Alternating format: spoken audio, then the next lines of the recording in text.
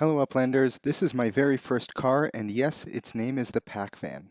Let me know what you think in the comments below. Racing is still in the alpha testing mode, but I'm going to show you how to start racing and I'm going to give you a little bit of commentary on my very first race in the metaverse. For starters, any vehicle that you purchase will be deposited into your assets under the Vehicles tab. By clicking on the vehicle, you get to see its 3D model as well as the mint number that you received when the minting of this model ends, as well as the total mints and existing mints. Don't forget that there's this question mark here where it will pull up all the help you need to understand these parameters. In addition to that, I can also click here on the title and it will pull up the statistics for this vehicle. There are lots of attributes here that are going to be important during car racing, as well as the specific utility that the different types of vehicles will have. And there's a link in the description below which will take you to a complete catalog of all the different vehicles in Upland, where you can compare these different attributes between the different types of vehicles.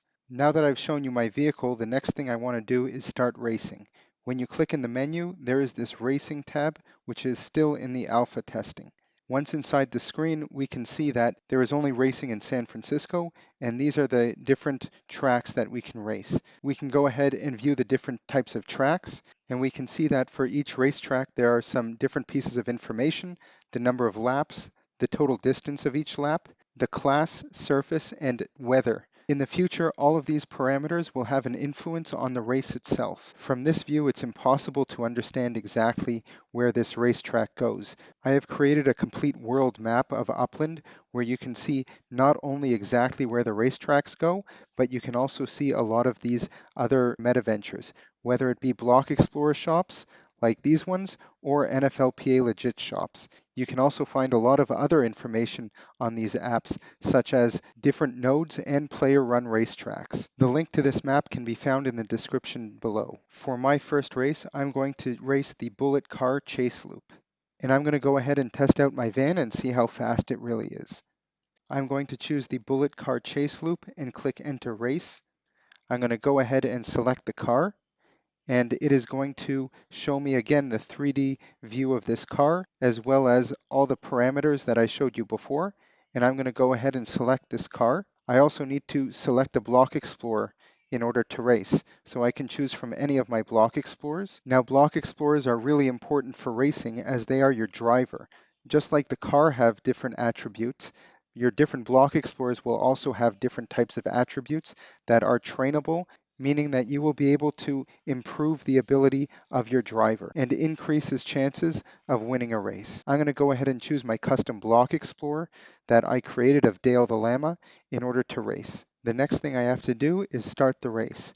This is going to open up a new window and the race is going to load and it's going to start automatically. Now the race is going to start and everything happens automatically. So I'm going to give you a walkthrough of exactly what I'm seeing here in terms of what I'm doing. Again, I've already selected the block explorer, I've already selected my vehicle, and we chose the racetrack. And those are the three different parameters that go into the algorithm to determine who exactly is going to win this race. The cool thing here is that all of these structures that you see along the racetrack are structures that exist within Upland. There are different views here that you can toggle through and take a look from different angles at everything you see in the metaverse. You may have noticed that my van actually got into a little bit of a fender bender with some of these other racers, and there are real world implications of this. If your car gets damaged, you're going to have to find a repair shop in order to repair it. That's probably going to cost you UPEX. So when you decide to car race, you absolutely have the opportunity to win rewards. But there is also the opportunity for your car to be damaged and you actually end up leaving the race with a loss. There is the element of high stakes and high rewards. You can see here that this is the third view of the racetrack from inside the car. And in the upper right hand corner, you can actually see the leaderboard and what place I'm currently in. I just finished my very first lap of 1 minute and 7 seconds, and I have 2 more laps to go. You can see here that the van isn't necessarily the best vehicle to be racing. If you stack this up against a sports car, it has absolutely no chance. But if you're racing other vehicles of similar classes, then the playing field should be level. These homes that you see coming up were all constructed by players using Spark.